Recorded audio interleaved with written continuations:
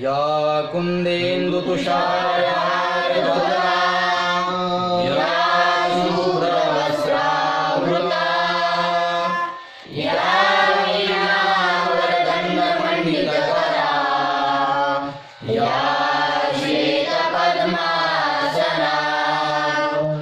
या ब्रह्माच्युतशङ्करप्रभृतिभिर्देवैः सदा वन्दिता सा मां पातु सरस्वती भगवती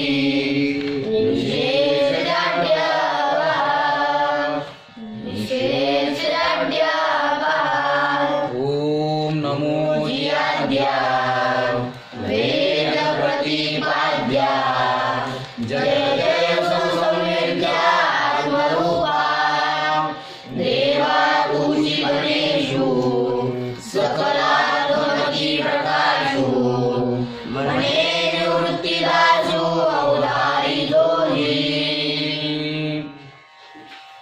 ज्ञानं मोहविनाशकं भगवता पार्थाय प्रोक्तं रणे गुह्यं तद्वरं हिताय जगतो यस्यास्य स्पष्टीकृतं ज्ञानेन सविनया विकथिता देशीयभाषा सुया यावच्चन्द्रदिवाकरो विजयवान् सा नाम ज्ञानेश्वरी सा नाम ज्ञानेश्वरी सा नाम ज्ञानेश्वरी।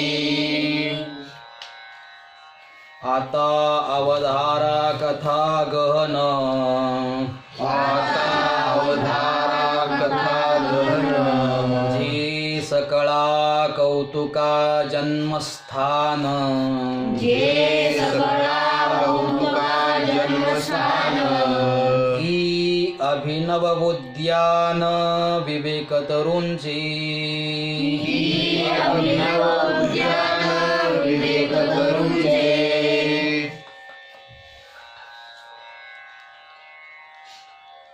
आपण आतापर्यंत ज्ञानेश्वर महाराजांचं गुरुस्तवन पाहिलं, सरस्वती स्तवन पाहिलं आणि गणेश स्तवन पाहिलं.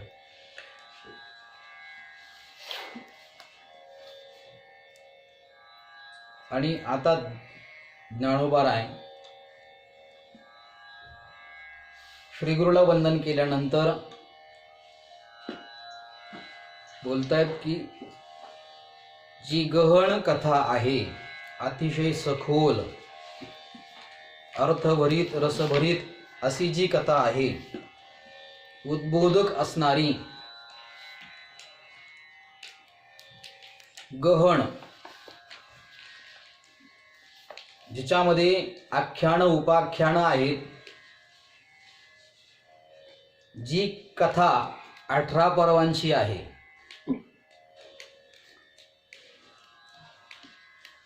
ती इतिहास स्वरूप असलेली कथा म्हणजे महाभारत हे महाकाव्य. त्या जे महाभारत श्रीमद्भगवद्गीतेसारख्या शास्त्रांच्या समावेशामुळे अत्यंत दुर्बोध आहे आणि उद्बोधक आहे, किंबहुना सर्व ज्ञान लालसेचे जे उगमस्थान आहे आणि ज्याच्याबद्दल बोलायचं झालं तर विचाररूप वृक्षांचं ते एक मोठं उद्यान, अभिनव उद्यान, नवीन बाग. उद्यान म्हणजे बाग कशी अभिनव, अभिनव म्हणजे तजेलदार, सतत बहरलेली, कशी सतत बहरलेली अशी अपूर्व ती बाग आहे.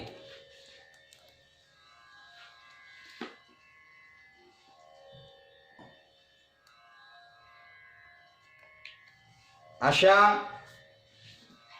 तजेलदार अपूर्व असलेल्या त्या विचाररूप वृक्षांच्या बागेबद्दल जी महाभारताची इतिहास स्वरूप असलेली जी कथा आहे ती ज्ञानेश्वर महाराज म्हणतात आपण ऐकावी. ऐका, अवधारा, ऐका ती गहन कथा जे सकळा कौतुका जन्मस्थान. कौतुक, कौतुक शब्द वापरला ज्ञानेश्वर महाराजांनी या ठिकाणी. कसा कौतुक? कौतुक शब्दाचा अर्थ आश्चर्य. कसा आहे? आश्चर्य, कुतूहल, उत्सुकता. कुतूहल, उत्सुकता.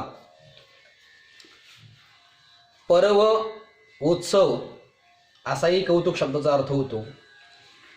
हर्ष, आनंद,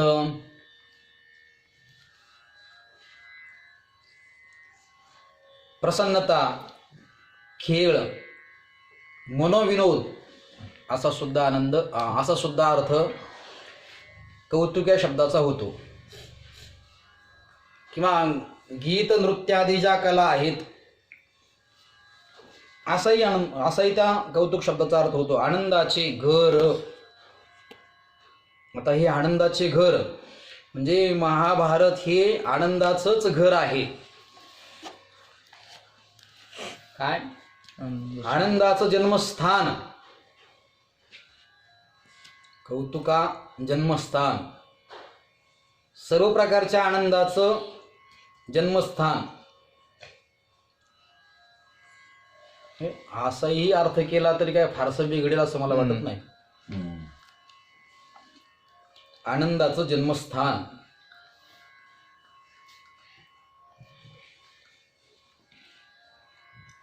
किंवा असंही आपण अजून त्याच्यावरती चिंतन करू शकतो. उत्सवासाठी किंवा आनंदोत्सवासाठी जे मंगलद्वार बनवतात, ज्या वेळेला उत्सव करतात त्यावेळेला एक कमान बनवतात, असे ज्याला मंगलद्वार म्हणतात. असं आनंदाचं मंगलद्वारच म्हणजे ही महाभारत कथा आहे किंवा हे महाभारत आहे.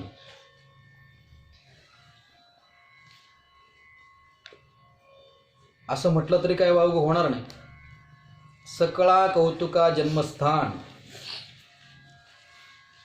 सर्व आश्चर्याचं जन्मस्थान, सर्व नवलाईचं जन्मस्थान. काय नवल नाही महाभारतामध्ये, काय आश्चर्य नाहीत महाभारतामध्ये. महाभारताचा जर विचार केला, चिंतन केलं, महाभारत रामायणादी महाकाव्यांचं जर चिंतन केलं, विचार केला तर या संपूर्ण जगात घडणाऱ्या जेवढ्या घटना प्रसंग आहेत ना, त्या घटना प्रसंग जवळजवळ महाभारताशी निगडीत आहेत. किंवा घडणारे जे प्रसंग घटना आहेत अशा प्रकारचे प्रसंग घटना महाभारतातच सादृश्य प्रसंग घटना हे जवळजवळ आलेले आहेत किंवा सापडतातच महाभारतात आणि रामायणामध्ये. सकळा कौतुका जन्मस्थान हे सर्वात मोठं आश्चर्य आहे. काय? सर्वात मोठं आश्चर्य. अशा आश्चर्याचं जनक काय आहे? हे महाकाव्य महाभारत. म्हणून माऊली म्हणतात जे सकळा कौतुका जन्मस्थान. ज्ञानलालसेचे जन्मस्थान म्हणजे ज्ञान जिज्ञासेचे जन्मस्थान. असं हे महाभारत. ती कथा गहन आहे, ती अवधारा ऐका. कशी आहे? अभिनव उद्यान विवेक तरुणचे विचाररूप वृक्षाची ती चांगली नवीन नाविन्यपूर्ण तजेलदार बाग आहे. कशी? नाविन्यपूर्ण तजेलदार सतत बहरलेली सदाबहार असलेली ती विवेक तरुणची बाग आहे. ना तरी सर्व सुखाची आदी, ना तरी सर्व सुखाची आदी, जे प्रमेय महानिधी, जे प्रमेय महानिधी, नाना नवरस सुधाब्धी परिपूर्ण हे नाना नवरस सुधाब्धी परिपूर्ण हे ना तरी सर्व सुखाची आधी.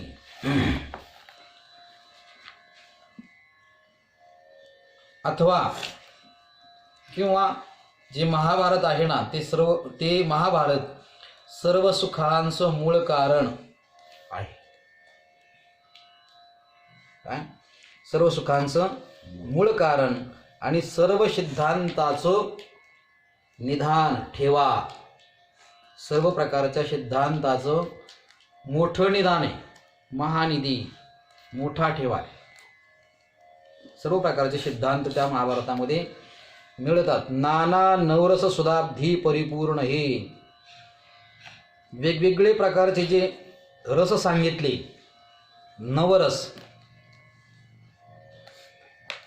शृंगार, हास्य, करुण, रौद्र, वीर, भयानक, बिभत्साद्भुत, संज्ञौच इति अष्टौ नाट्य रसा स्मृतः. नाट्य करताना किंवा नाट्य रचताना 8 रसांची गणती सांगितली.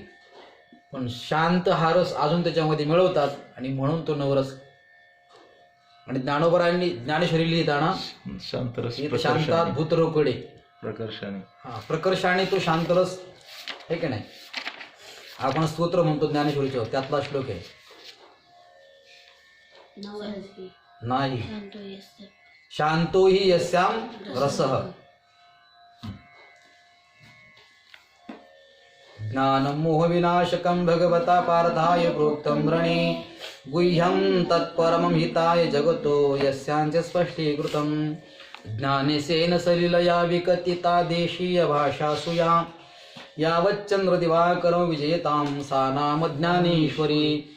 दृष्टान्तोपमरूपकादिमणिवीर्याभूषिता विद्यते काव्यात्मा परिलक्ष्यते रसनिधि शांतो हि यस्यां रसः. है की नाही. हा शांत रस जो 9वा रस आहे तो ज्ञानोबा यांनी त्या रसाचा अंगीकार करून ज्ञानेश्वरी ही वर्षला शांत रस येतो हा ग्रंथू. हा वर्षला शांत रस येतो हा ग्रंथू. ते नवरस शांतरसाला जोडून कधी कधी हे नवरस होतात. निर्वेद स्थायी भवेच शांतोपी नवमो रसः. हा निर्वेद स्थायी भावोस्ति शांतोपी नवमो रसः. शांत हा 9वा रस आहे. असे नवरस सुधाब्धी नवरसांनी भरलेला अवधी म्हणजे सागर हा महाभारत ग्रंथ म्हणजे नवरस परिपूर्ण असलेला, नवरसांनी परिपूर्ण भरलेला हा अमृताचा सागर आहे. कसा आहे? सुधाब्धी नवरसांनी भरलेला हा अमृताचा सागर आहे. पूर्ण समुद्र या परिपूर्ण. हा कसा आहे? परिपूर्ण. नुसता पूर्ण नाही तरी परिपूर्ण. जसं सांगितले जातात ना पूर्ण अवतार परिपूर्ण अवतार, तसं हे परिपूर्ण आहे. महाभारत कसं आहे? परिपूर्ण महाकाव्य आहे. ही कथा महाभारताची किंवा महाभारत रूपी कथा ही परिपूर्ण आहे. मोठे मोठे सिद्धांत त्या ठिकाणी आहेत किंवा सिद्धांताचं सर्वात मोठं निदान, सर्वात मोठा ठेवा म्हणजे महाभारत आहे. आणि जे सर्व सुखांचं मूळ आधी कारण आहे, असं सर्व सुखांचं मूळ आधी कारण असलेलं, सर्व सिद्धांताचा मोठा ठेवा असलेलं आणि शृंगार आदी नवरसांचा किंवा शांतरसादी असलेले जे नवरस आहेत त्या नवरसांनी भरलेला अमृताचा हा मोठा सागर आहे. नवरस सुधाब्दी परिपूर्ण हे की परमधाम प्रकट परमधाम प्रकट सर्व विद्यांचे मूळपीठ सर्व विद्यांचे मूळपीठ शास्त्र जाता वसवट अशेषांचे शास्त्र जाता वसोट अशेषांचे किंवा परमधाम प्रकट परम मोक्षाचं कसं मोक्षाचं हे जणू उघड स्थान आहे. कसं आहे उघड स्थान मोक्षाचं स्थान आहे. प्रकट म्हणजे उघड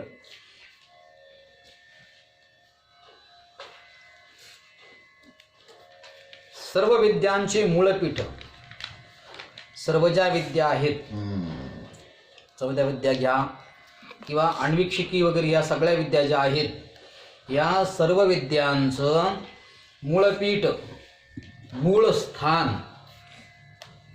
मूळपीठ काय आहे मूळ स्थान काय आहे तर हे महाभारत रूपी काव्य आहे. महाभारत रूपी कथा आहे. सर्व विद्यांचं मूळ स्थान आणि मोक्षाचं उघड स्थान प्रकट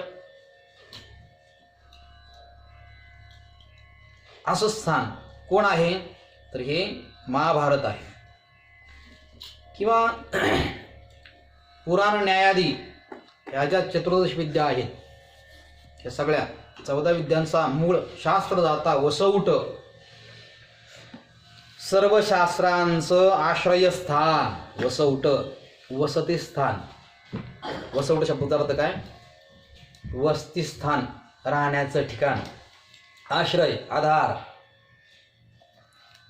सर्व शास्त्रांचा आधार हे महाभारत आहे. सर्व शास्त्रांचं वस्तीचं स्थान हे महाभारत आहे आणि सर्व शास्त्रांचं आश्रयस्थान हे महाभारत आहे. अशेषांचे किंबहुना जगातील सर्व ज्ञानाचं वस्तीस्थान काय आहे हे महाभारत रूपी काव्य महाभारत रूपी ही कथा ती सांगतोय तुम्ही ती ऐका अवधारा. सर्व शास्त्रांचं आश्रय आधार असलेलं हे मोक्षाचं उघडस्थान असलेलं हे आणि सर्व विद्यांचं मूळपीठ असलेलं हे महाभारत रूपी काव्य आहे. थोडक्यात काय सर्व जगातील ज्ञानाचं स्थान सर्व जगातील ज्ञानाचं वसतिस्थान किंवा ज्ञानाचा आश्रय तर कोण आहे हे महाभारत रूपी काव्य. की परमधाम प्रकट सर्व विद्यांचे मूळपीठ शास्त्रदाता वसवट अशेषांचे ना तरी सकळ धर्मांचे माहेर ना तरी सकळ धर्मांचे माहेर सज्जनांचे जिव्हार सज्जनांचे जिव्हार लावण्य रत्न भांडार शारदेचे लावण्य रत्न भांडार शारदेचे किंवा सर्व धर्मांचं म्हणजे आश्रम धर्म आले आणि बाकीचे इतर सर्व धर्म आले. वर्णाश्रम धर्म पण आले बाकीचे सर्व धर्म पण आले.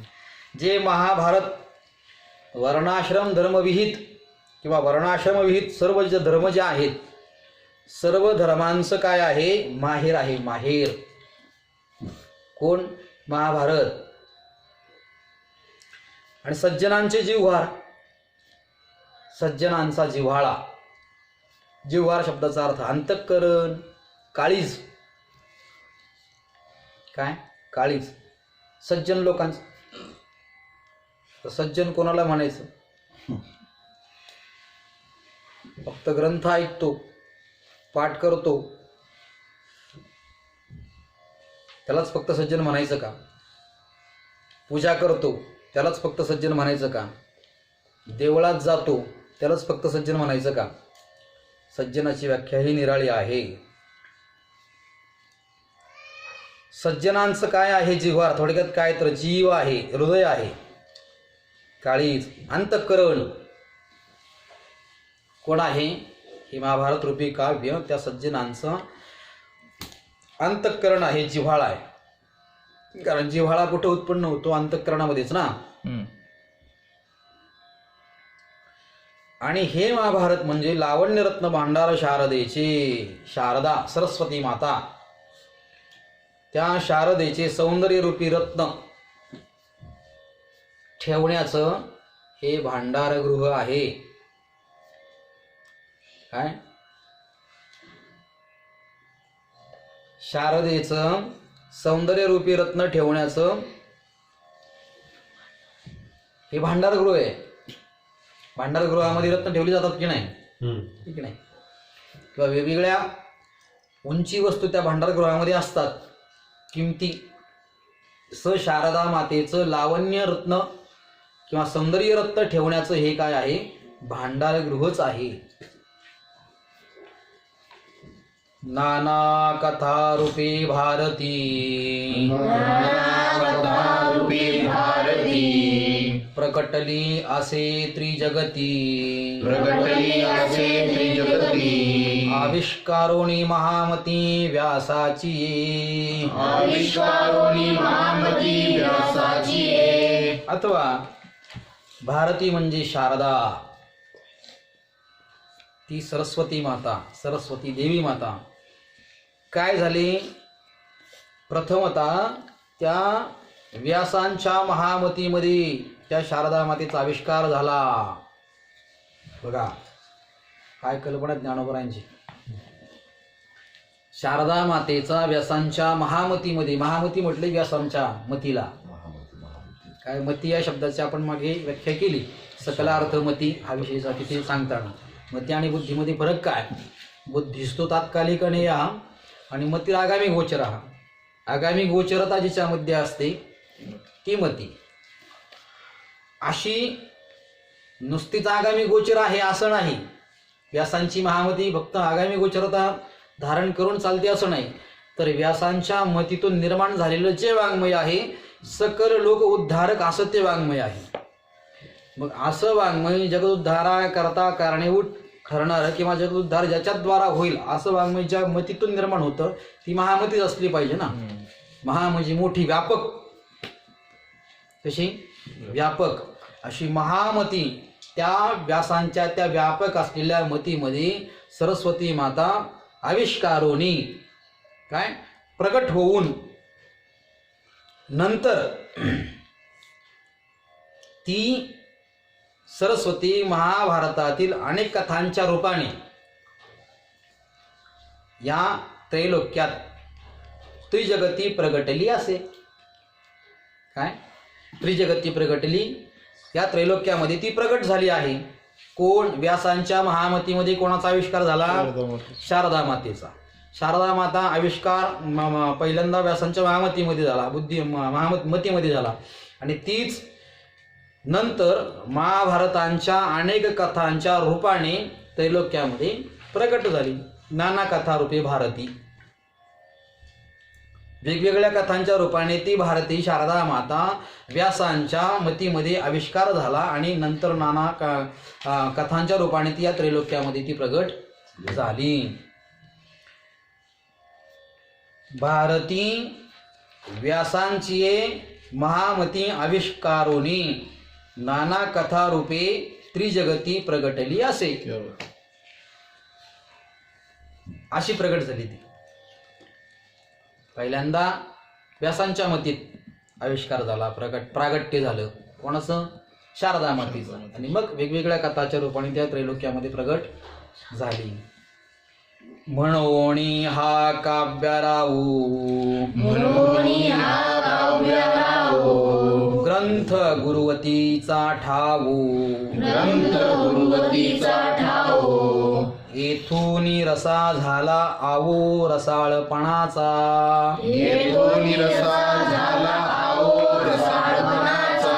म्हणून हा ग्रंथ. कोणता ग्रंथ? कोणत्या ग्रंथाचं वर्णन चाललंय? महाभारत. कुठल्या? महाभारत. जी गहन कथा ज्याच्यामध्ये आहे किंवा जी गहन कथारूप असलेलं महाभारत आहे ते महाभारत ज्ञानोबराय म्हणतात ऐका अवधारा. इथून सुरुवात झाली ना. मग तो महाभारत ग्रंथ कसा आहे? काव्याराऊ, काव्यांचा राजा. राऊ म्हणजे राजा.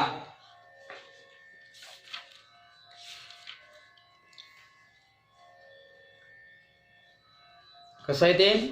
काव्यांचा राजा असलेलं ते महाभारत इतर ग्रंथाच्या ग्रंथ गुरुवतीचा ठाऊ. इतर जे ग्रंथ आहेत गुरुवती, गुरुवती शब्दाचा अर्थ महत्व असा होतो. काय महत्व. पण इथं इतर ग्रंथांचं जे थोरपण आहे, काय मोठेपण, थोरपण, त्या मोठेपणाचं ठिकाण, ठाऊ शब्दाचा अर्थ काय ठिकाण. मोठेपणाचं, इतर ग्रंथांचं थोरपणाचं ठिकाण हा काव्यराव असलेला महाभारत रूपी ग्रंथ आहे. आणि मग येथूनच रसा झाला आवो रसाळपणाचा.